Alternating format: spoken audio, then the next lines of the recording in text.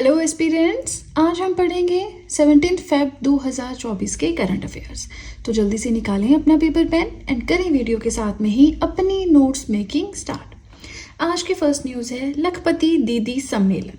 ये सम्मेलन कहाँ पे हुआ है? राजस्थान में। राजस्थान में कहाँ पे? वहाँ पे दुंगापुर डिस्ट्रिक्ट है, बानेश्वर धाम है, वहाँ पे ये सम्मेलन माने मीटिंग हुई है। अब लखपति दीदी ये क्या इनिशिएटिव है, ऑब्वियसली इसके बारे में हम पढ़ेंगे, बट उससे पहले ये जान लें कि ये ऑर्गेनाइज किया गया Rajasthan rural livelihood development council Rajeevika के द्वारा। एक सेल्फ हेल्प ग्रुप है, महिलाओं का सेल्फ हेल्प ग्रुप है, तो उन्होंने इसे, जिसका नाम राजीविका है, उन्होंने इसे ऑर्गेनाइज करवाया है। ठीक है, अब ये तो हमने जान लिया कहाँ पे हुआ, किसने ऑर्गेनाइज करवाया, लेकिन ये लखपति दीदी सम्मेलन है क्या? इस इनिशिएटिव के बारे में कुछ पॉइंट्स हम यहाँ पे डिस्कस करेंगे। इस इनिशिएटिव, इस सम्मेलन का एम है to encourage women to start micro enterprises within their village. महिलाओं को एनकरेज करना ताकि वो अपने गांव में, अपने विलेज में ही कोई छोटा मोटा बिजनेस स्टार्ट करें। इससे फायदा क्या होगा? कोई नया बिजनेस स्टार्ट करते हैं, कोई नया प्रोडक्ट बन के आता है, तो आसपास के लोगों की भी जरूरत फील होगी ना उस वुमेन को। अगर कोई महिला कोई स्टार्टअप कर रही है या कोई भी पर्सन कोई नया बिजनेस स्टार्ट कर रहा है, उसे काम करने के लिए लोगों की जरूरत होगी, और वो लोग कहीं बाहर से तो नहीं आएंगे, उसी गाँव के लोग होंगे। इससे उस गाँव के लोगों को रोजगार भी मिलेगा। ठीक है ना? तो बहुत सारे और ऐसे फायदे हैं क्योंकि एक इंसान ही सिर्फ बिजनेस स्टार्ट नहीं करेगा, सिर्फ एक महिला बिजनेस स्टार्ट नहीं करेगी। इतना बड़ा देश है, इतनी ज़्यादा पॉपुलेशन है, मैक्सिमम पॉपुलेशन गाँव में रहती है, तो कितने स्टार्टअप स्टार्ट होंगे, कितने बिजनेसेस स्टार्ट होंगे, है ना? तो उससे हमारी इकोनॉमी को ग्रो होने में भी हेल्प मिलेगी। चलिए, वो बात की बात है। फिलहाल महिलाओं को एनकरेज करना कि वो माइक्रो एंटरप्राइजेस खोलें। ठीक है, इसका एम है ट्रेनिंग प्रोवाइड करवाना 2 करोड़ महिलाओं को सेल्फ हेल्प ग्रुप्स के अंडर, कि कैसे कैसे काम, क्या क्या काम वो कर सकते हैं। ठीक है, अब ये जो लखपति दीदी सम्मेलन है, इनिशिएटिव है, ये आया है under government poverty alleviation programme. अच्छा, पोवर्टी एलिवेशन प्रोग्राम क्या है? गरीबी मिटाने के लिए जो अभियान, जो प्रोग्राम्स सरकार लेकर आई है, उन्हें हम कहते हैं पोवर्टी एलिवेशन प्रोग्राम्स।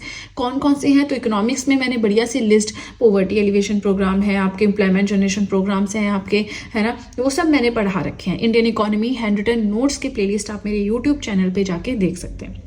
फिलहाल हम लखपति दीदी सम्मेलन की बात कर रहे हैं, तो पोवर्टी एलिवेशन प्रोग्राम जो कि था दीनदयाल अंत्योदय योजना NRLM, national rural livelihood mission के अंडर लखपति दीदी सम्मेलन स्टार्ट किया गया है।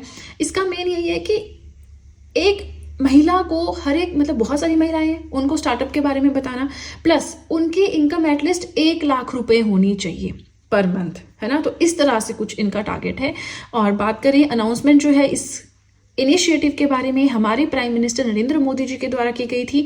उन्होंने जो इंडिपेंडेंस डे की स्पीच दी थी 15 अगस्त 2023 को, पिछले साल। ठीक है ना, इस साल का तो 15 अगस्त अभी आना है 2024 का, तो पिछले साल जो है ये इसकी अनाउंसमेंट की गई थी। चलिए, फर्स्ट पॉइंट बहुत ही अच्छे से हमने पढ़ा। आई नो थोड़ा सा लेंथी हो गया, बट आगे हम छोटे पॉइंट्स पढ़ेंगे। जो भी करंट अफेयर्स में चीज़ें रहती हैं, कोशिश करती हूँ हर एक पॉइंट यहाँ पे कवर अप हो सके। ठीक है, तो आपने ज़्यादा टेंशन नहीं लेनी है कि मैम सारे पॉइंट्स कवर हो रहे हैं कि नहीं हो रहे। देखिए, 15 तक पॉइंट्स हम मैक्सिमम पढ़ते हैं, और मिनिमम तो हम 7-8 पॉइंट्स तो हम पढ़ते ही हैं डेली, तो बहुत ज़्यादा होते हैं। इससे ज़्यादा आप क्या सोचते हैं? 30-40 पॉइंट्स आप एक दिन में कवर करेंगे तो क्या आप पिछले 1 साल के पॉइंट्स याद रख पाएंगे? नहीं। उतना पढ़ो जितना आप प्रोडक्टिविटी फिर प्रोड्यूस भी कर सको एग्जाम में, है ना? 10 पॉइंट्स पढ़े हैं तो कम से कम 7 तो ठीक हो आपके जाके। ठीक है ना? चलिए, सेकेंड पॉइंट देखते हैं। बिल्कुल पहली फ्यूचर स्किल्स समिट हुई है गुवाहाटी, असम में, होस्ट की गई ministry of electronics and information technology के द्वारा। इसके अंदर क्या डिस्कस किया जाएगा? ऐसी स्ट्रेटजीज जिनके through for shaping the future of talent in India, Bharat में जो यूथ है उनके फ्यूचर को हम कैसे बढ़िया बना सकते हैं ना। फ्यूचर स्किल्स समिट मतलब ऐसी स्किल्स प्रोवाइड करवाओ कि फ्यूचर बहुत सिक्योर, बहुत ब्राइट रहे, है ना। अब इस फ्यूचर स्किल्स समिट में, जो कि गुवाहाटी असम में हुई, जिसे होस्ट किया गया ministry of electronics and IT के द्वारा, यहाँ पे डिस्कशन हुई है 4 मेन थीम्स के ऊपर। कौन से रहे वो themes? Semicon India, India AI, cyber security and emerging technology and digital. In 4 themes के ऊपर यहाँ पे डिस्कशन हुई है। अब यहाँ से क्वेश्चन बन भी सकता है, 3 इसमें से देंगे, चौथा कोई और डाल देंगे, फिर पूछेंगे कि फ्यूचर स्किल समिट में जो 4 मेन थीम्स है उनमें से कौन एक नहीं था, है ना। ऐसा कुछ आपको आ सकता है, तो ये आपको याद रखना नहीं, बस देख लो, आंसर आप एग्जाम में आइडेंटिफाई कर पाओ, बस इतना देखना है। ठीक है, थर्ड पॉइंट हम देखें।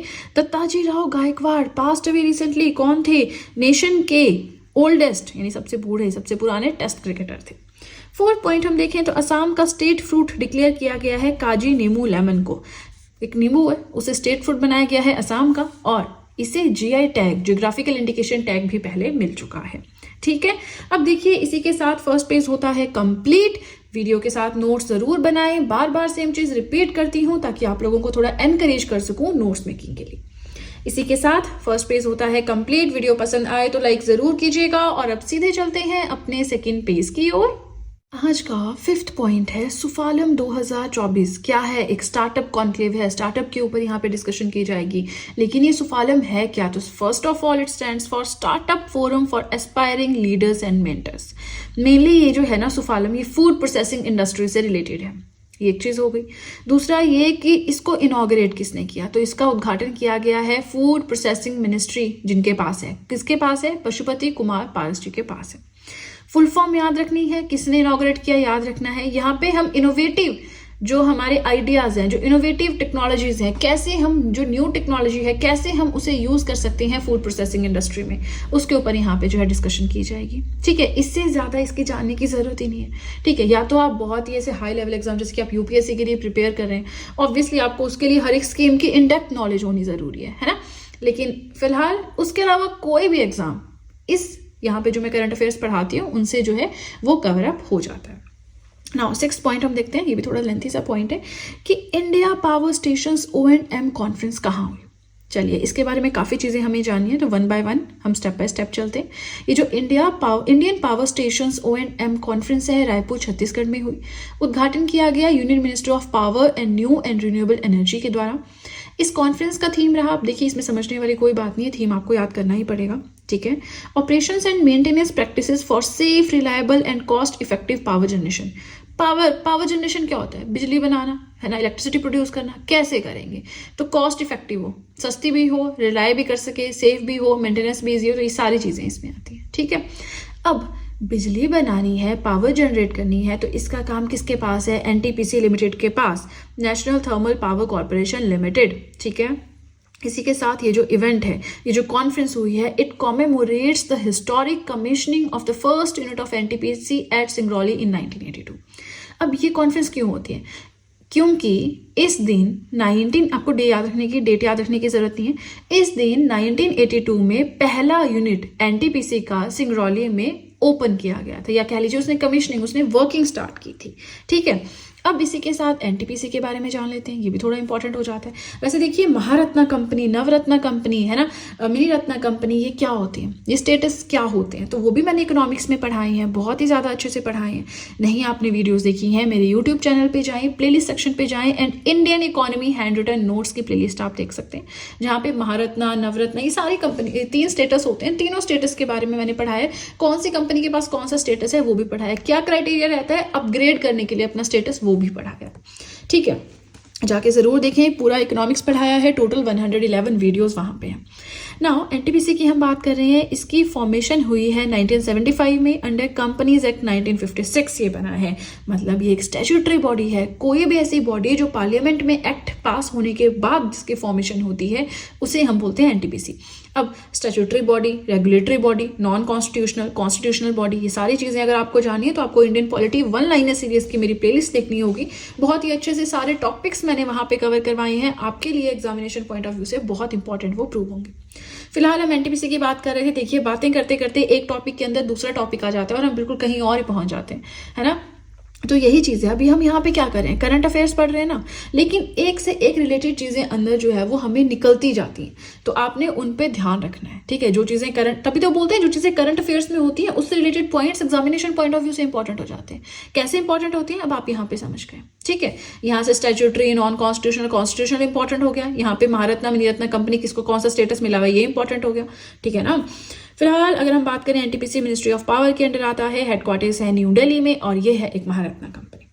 इसी के साथ मुझे एक चीज और ध्यान में आ रही है कि स्टैटिक जीके का मैंने पूछा था, अभी तक कोई कमेंट नहीं आया है। इट मीन्स आप लोग वीडियो देखते ही नहीं है ना, वीडियो देखते नहीं तभी आपको पता ही नहीं चलता कि मैंने क्या पूछा है। मैंने आपसे पूछा है कि क्या आप सब चाहते हैं कि डेली मैं स्टैटिक जीके का कोई टॉपिक पढ़ाऊं करंट अफेयर्स के साथ में, छोटा सा 1-1.5 मिनट का, ज़्यादा लंबी नहीं, है ना। अगर आप चाहते हैं please let me know in the comment section. नहीं चाहते तो एटलीस्ट मना ही कर दो, ताकि मैं ये आइडेंटिफाई कर सकूं कि नहीं, आप लोगों को एटलीस्ट मेरी जो मैं चाह रही हूँ बोलना वो सुन तो रहे, आपको क्वेश्चन तो मेरा पहुंच रहा है ना। नहीं चाहते तो मना कर दो। अगर आप चाहते हैं कि स्टैटिक जीके कोई भी छोटा मोटा टॉपिक, जैसे एनटीपीसी हो गया, कभी महारत्ना कंपनी पढ़ लिया, कभी साहित्य अकेडमी के बारे में पढ़ लिया, कभी भारत रत्न अवार्ड के बारे में पढ़ लिया, है ना, अगर आप चाहते हैं कि ऐसे हम कोई टॉपिक पढ़ें, then just let me know in the comment section. फिलहाल 7 पॉइंट है हमारा CIAL BPCL to set up first green hydrogen plant at Cochin airport. Cochin airport पे पहला ग्रीन हाइड्रोजन प्लांट सेटअप किया जाएगा इन दोनों के द्वारा। इनके बीच में एग्रीमेंट साइन हुआ है। इन दोनों के बारे में जान लेते हैं। Cochin international airport limited and Bharat petroleum corporation limited. अच्छा, BPCL के पास कौन सा स्टेटस है? मिनिरत्न, महारत्ना, नवरत्ना। ये भी मैंने आपको पढ़ाया है उस वीडियो में जहां मैं आपको इकोनॉमिक्स की बात कर रही थी वहां पे। अब ये जो पूरा एक सेटअप है कि पहला ग्रीन हाइड्रोजन प्लांट जो है वो सेटअप किया जाएगा, ये एक एफर्ट है towards promoting innovative green energy initiatives. Green energy क्या होती है? ऐसी एनर्जी जो धुआं प्रोड्यूस ना करे, पॉल्यूशन प्रोड्यूस ना करे, है ना, जिसका बाय प्रोडक्ट हो आपका वाटर हो या कोई ऐसी गैस हो जिससे कि नुकसान ना हो, है ना। ग्रीन एनर्जी मतलब हमारे एनवायरमेंट को हार्म ना करे, ठीक है। चलिए, इसी के साथ 7 पॉइंट भी हो गया हमारा कंप्लीट। देखिए और भी हमें पॉइंट्स पढ़ने हैं, तो थोड़ा सा पेशेंस बना के रखें और करंट अफेयर्स के नोट्स बनाते रहें। इसी के साथ देखिए, आप सब चाहें तो GS hand written notes purchase भी कर सकते हैं मेरे, जिसमें history, polity, geography, economics, current affairs हर एक सब्जेक्ट के नोट्स आपको मिल जाएंगे। एंड नोट्स परचेज करने का लिंक आपको कहाँ मिलेगा? तो डिस्क्रिप्शन बॉक्स में जाना है, वहां पे लिंक करके आप डायरेक्टली मेरे कॉन्टैक्ट में आ जाएंगे एंड देन आप नोट्स परचेज कर सकते हैं। ओके, चलिए इसी के साथ सीधे चलते हैं अपने थर्ड और अपने लास्ट पेज की ओर। आज का हमारा लास्ट पेज है, 8th पॉइंट है।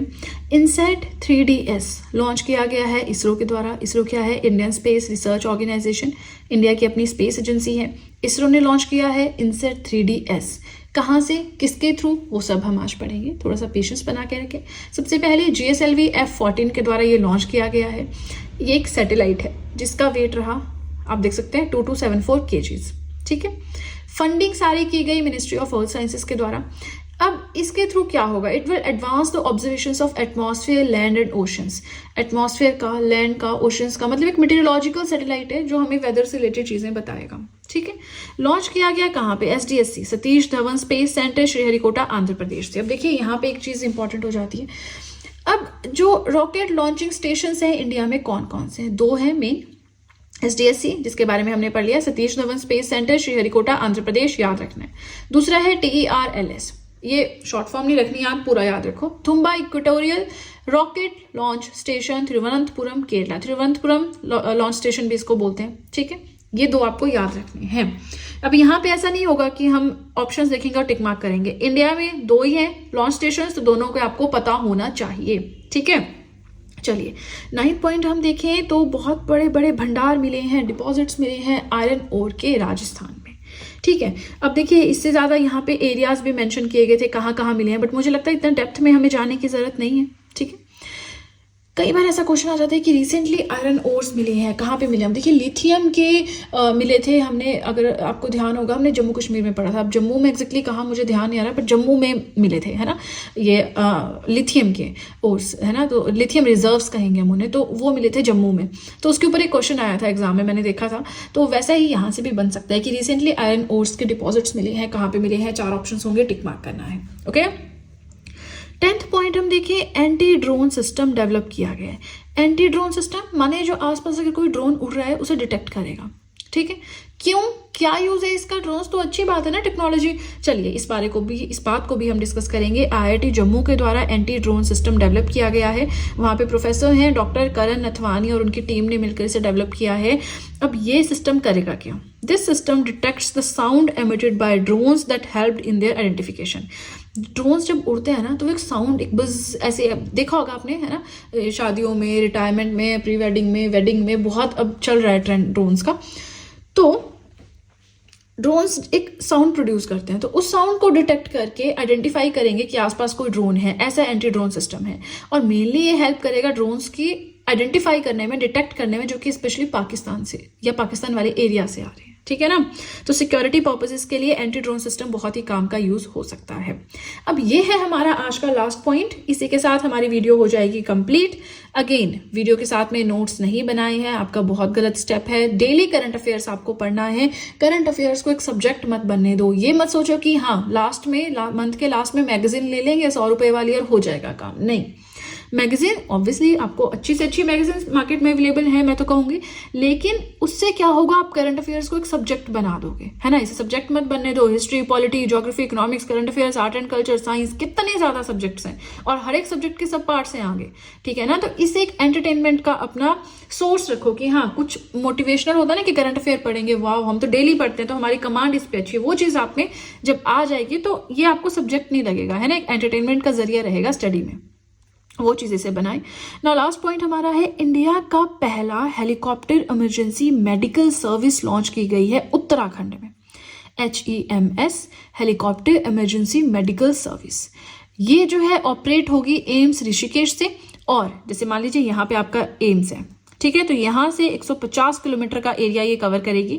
यहाँ से 150 किलोमीटर का जो एरिया है वहां पे अगर कोई भी मेडिकल इमरजेंसी पड़ती है तो ये हेलीकॉप्टर जाएगा और वहां से पेशेंट को उठा के लाएगा। क्योंकि पहाड़ी इलाका है तो पहाड़ी इलाकों में अगर आप नहीं बिलोंग करते किसी हिली ट्रेन से तो आपको नहीं पता होगा, बट हॉस्पिटल तक पहुंचना ही बहुत बड़ा टास्क हो जाता है पेशेंट का, ठीक है। And it would operate under project Sanjeevani. Project Sanjeevani के अंडर ये चलेगा। अब यहाँ से आप थोड़ा सा आपके लिए टास्क है कि प्रोजेक्ट संजीवनी क्या है वो आप देख लें, ठीक है जी। इसी के साथ हमारे आज के करंट अफेयर्स हुए कंप्लीट। देखिए आपको बताना चाहूंगी कि आप सब चाहें तो मुझे इंस्टाग्राम पे फॉलो कर सकते हैं, आप सब चाहें तो मुझे टेलीग्राम अकाउंट पे ज्वाइन कर सकते हैं। दोनों का ही लिंक मैंने डिस्क्रिप्शन बॉक्स में दे रखा है। इसी के साथ वीडियो पसंद आए तो लाइक जरूर कीजिएगा, चैनल को जरूर सब्सक्राइब करें, बेल आइकन को प्रेस करें सो दैट मैं जैसे कोई वीडियो अपलोड करूं सबसे पहले नोटिफिकेशन आपके पास पहुंचे। प्लस जो भी आपके फ्रेंड्स हैं जो भी गवर्नमेंट एग्जाम्स के लिए प्रिपेयर कर रहे हैं उनके साथ भी मेरे चैनल का लिंक जरूर शेयर करें so that in hand written notes का उन्हें भी कुछ फायदा हो सके। तो चलिए फ्रेंड्स, आज के लिए इतना ही। अब हम मिलेंगे नेक्स्ट वीडियो में। So that's it and see you soon.